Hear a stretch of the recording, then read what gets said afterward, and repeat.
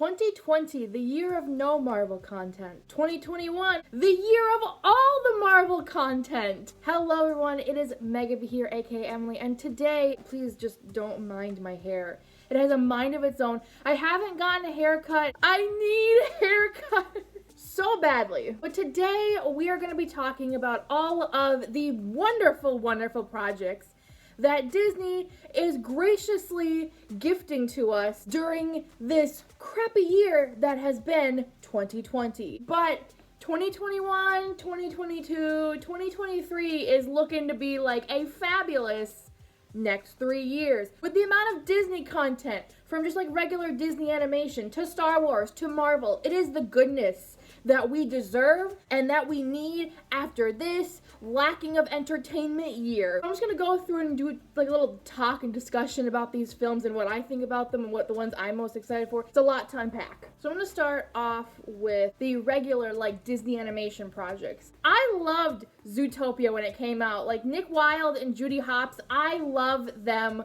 so much. When I heard that announcement, I was like, yes, more Zootopia. Not only that, we're getting a Baymax Disney Plus show, which I don't know if that's going to be like a sequel. It's because like the TV show they have out right now is kind of the sequel. I'm wondering if maybe it's going to be kind of like a prequel to where it's Tadashi building Baymax and like Baymax's first like test runs. Because it's called Baymax. So I wonder if it's a prequel. If that's the case, I will be both very excited for like Tadashi building Baymax, but also sad because I'm like, oh, Tadashi's not here anymore. So we're getting a Moana TV show.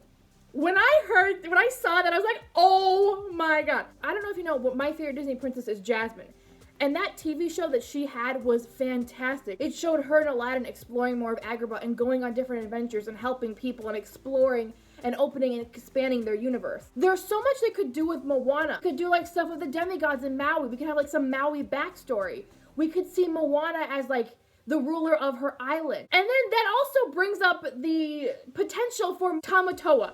I don't know if you know, I love the Moana movie, but Tamatoa is probably my favorite character. No offense to Moana and Maui. I love Tamatoa the crab. They didn't really make no merch for him, and I was so upset. Shiny is my favorite Moana song. I am sorry, I love Tamatoa. So that brings up that Tamatoa could maybe make another appearance in the show. Like, cause with Big Hero 6, it was not 3D animated, it was just like 2D animated. I don't know if it's gonna be like the Tangled movie, where the TV show was 2D animated. Is that gonna be the same thing for like Moana or Big Hero or Baymax or even Zootopia? It's gonna be 2D animated, which I think would be really cool. That's what Disney's known for, is they were known for their 2D animation. That would be really cool. Not only that, we're also getting, I don't know if this was a movie or if this is like a animated, I think this is gonna be a show on Disney Plus. Tiana from Princess and the Frog is getting a TV show. Now, I don't know if it's gonna be a prequel or if it's gonna be a sequel because it's called Tiana. I would kind of love it to be maybe a sequel to where we see her running her restaurant a little bit more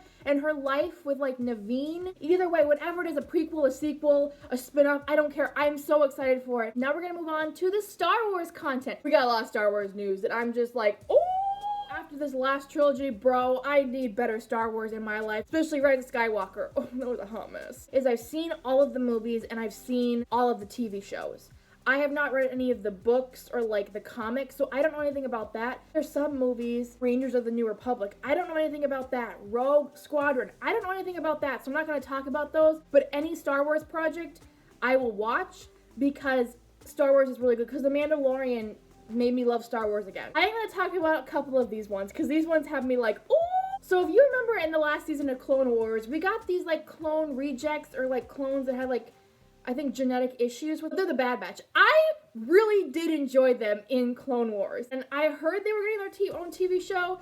I didn't know how like soon in the future. I think it's coming out next year. So I'm like, oh, okay. They debuted a trailer for it. I thought Clone Wars Season 7 animation looked beautiful. Oh, this is on a whole nother level. But I believe the Bad Batch is taking place after the fall of the Clone Wars, where the Empire has risen up and Emperor Palpatine, who should have fucking stayed dead, is the Emperor now. So I will be watching that 100% for sure. The next one, this is the first Star Wars project that I heard about that I was like, oh, I am 100% in on this. The Obi-Wan Kenobi story. I love the prequels. And by prequels, I mean the Anakin, Obi-Wan, Padme story. That is my favorite Star Wars trilogy. You can say I'm crazy for liking that over A New Hope trilogy, that's fine. So I am all here for this one. Not only because it's gonna be Ian McGregor again, because I love Ian McGregor, but Hayden Christensen, who played Anakin, is coming back to play Darth Vader. Oh, it's Christmas up in this. And he did an okay job as Anakin. I love Anakin and Padme. So I'm excited for that. I believe it takes place 10 years after Revenge of the Sith. So that'll be interesting. We're also getting an Ahsoka TV show. I believe ties into The Mandalorian. It's at the same time as The Mandalorian. I love Ahsoka. She's great. But I'm very excited about this. The thing that I want, this is something that I think a lot of fans want as well. So after watching Clone Wars and seeing Anakin fall, that just hurt me even more. Seeing him with Ahsoka and then going back and rewatching Revenge of the Sith, it just hurts my heart even more. I love Anakin so much, and the fact that he just wanted to save his wife, and then that just kind of crumbled into like Palpatine like getting into his mind and brainwashing him, forced him to like lose his way in life. I really want Ahsoka to know Anakin died good. He turned good before he passed. I really just want Ahsoka to know that, because I think she has that pain and that guilt of knowing what Anakin became. And I think to know that he turned good before he passed away would just ease that guilt and that pain off her chest. And I feel like Luke, I really want Luke and Ahsoka to just get together and talk. Because The Mandalorian and the Ahsoka TV show is taking place at like the same time, and it's taking place after the second Death Star is blown up. So Luke is maybe in his 40s, so he's still pretty young. So I just want Ahsoka to talk to Luke, for Luke to tell Ahsoka that, hey, Anakin died good. That guilt and pain you feel can be eased off your shoulders. And I want Ahsoka to tell Luke about his father, about how he was during the Clone Wars, how great of a man Anakin was. They just need to sit down and talk about Anakin and Padme together. Is that too much to ask? That scene would probably just destroy me, but that's what needs to have happen. The fans deserve that, okay? After that last bad trilogy and Rise of Skywalker, we deserve that much at least. So the next thing we're going to talk about is Marvel. Oh my god, so much Marvel news. Oh, I didn't do trailer reactions for these. I wish I had, but I didn't, and I'm not going to like fake a reaction for you guys. We got another trailer for WandaVision, which comes out January 15th, which I'm just like so excited for. And then we got a surprise trailer for Falcon and the Winter Soldier, which looks great. Their costumes look great. The CGI looks great. The action scene of Falcon going through like that canyon with the rocks falling, that looked fantastic. I love Falcon and Bucky's like banter. I am so excited for them to banter and just like talk and like get on each other's nerves. That's so exciting. Saw some Baron Zemo, which I don't know anything about Baron Zemo. I mean, I know a little bit from like the TV show, the Avengers Assemble TV show, and then from like Civil War. I might do some research. I'm probably gonna do some research for all these Marvel properties before I like watch them, because there's a few things I don't know and I want to know a little bit more. Even though if I had to write it down, just keep it on a sticky note, I will. We got a release date for Falcon and the Winter Soldier for the first episode. That comes out in March. And I don't know about you, but I'm like,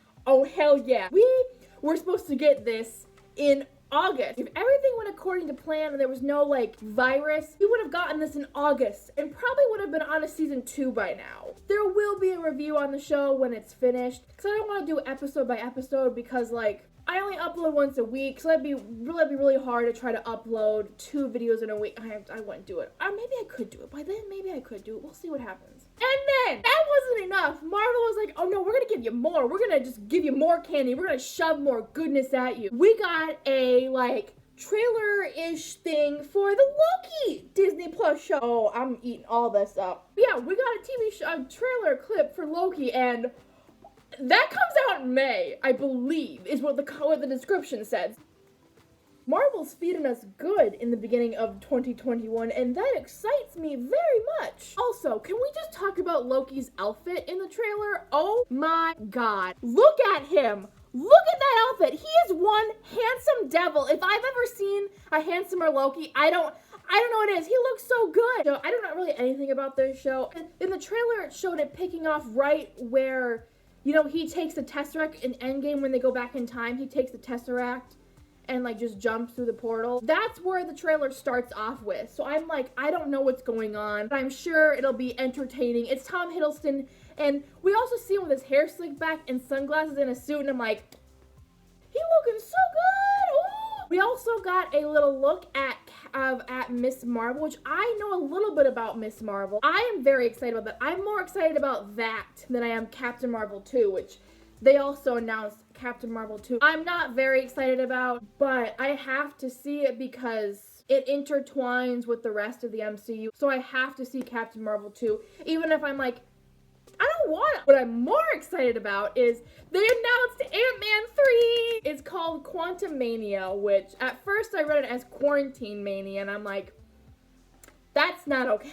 It's Quantumania, so I guess it's gonna be about the quantum realm, which I'd love to know more about that. We knew a little bit about it in Ant-Man 1 and 2, and then we knew a little bit more about it in Endgame, but like not a whole lot, so I want to know more. But yeah, Ant-Man's gonna be back in it. Paul Rudd's back, Angeline Lilly, you know, Michelle Pfeiffer, Michael Douglas, Peyton Reed's back to direct it, so that's amazing. But if I'm ever in the mood for a Marvel movie, I usually gravitate towards Ant-Man, preferably the first one, just because it's so funny and it keeps me entertained. Also, we're getting Cassie Lang in it, which is really cool.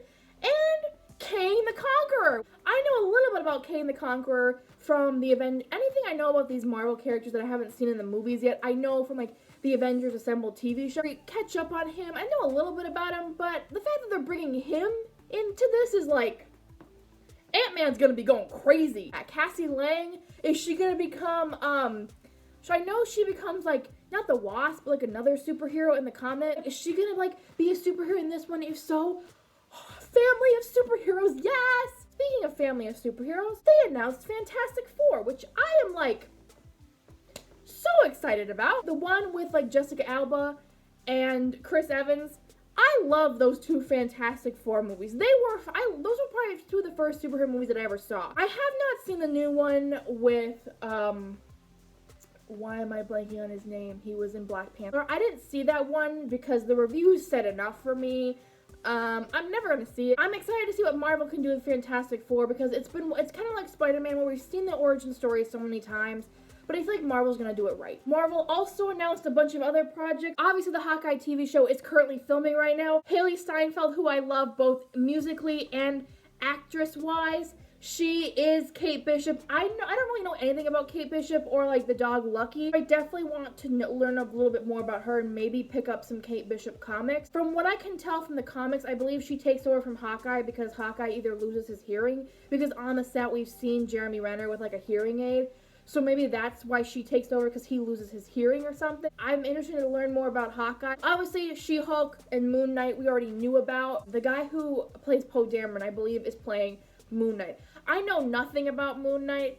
Like I did with Ant-Man, I did some research before Ant-Man, so I'm going to do some research for Moon Knight. We have Secret Invasion, Marvel announced, which I believe I know will have to do with the Skrulls. That'll be interesting to see because I remember watching the Skrulls kind of like Secret Invasion in the Avengers Earth's Mightiest Heroes TV show, and that was really creepy and interesting, so that'll be interesting. Armor Wars, which I believe is going to be Rhodey and talking about what if your enemy gets a hold of the Iron Man technology. I'm wondering if they're going to bring in like Justin Hammer more into that. We're getting a Guardians of the Galaxy holiday special to see Groot and Rocket and Gamora and Drax understand Christmas. That'll be fun as hell. I'm all here for that. Sign me up. We already know Thor Love and Thunder is happening. Thor Love and Thunder, I believe is currently filming right now. I know Jane Foster is going to be female Thor, which I'm like, yes, please give us more female empowerment, Marvel. We love to see it. That's all of the Disney content that we got that I think I find interesting. There might be a few other things that I have found that I'm like not super interested in, but I'm gonna watch anything. But yes, there was a lot of stuff to talk about, to be excited about for the next couple years. Even just like the 3 Marvel shows we're getting next year, I'm just like, it was a great present before Christmas. So thank you guys so much for watching. Hope you guys enjoyed the video, and I will see you with another video very soon. Bye guys!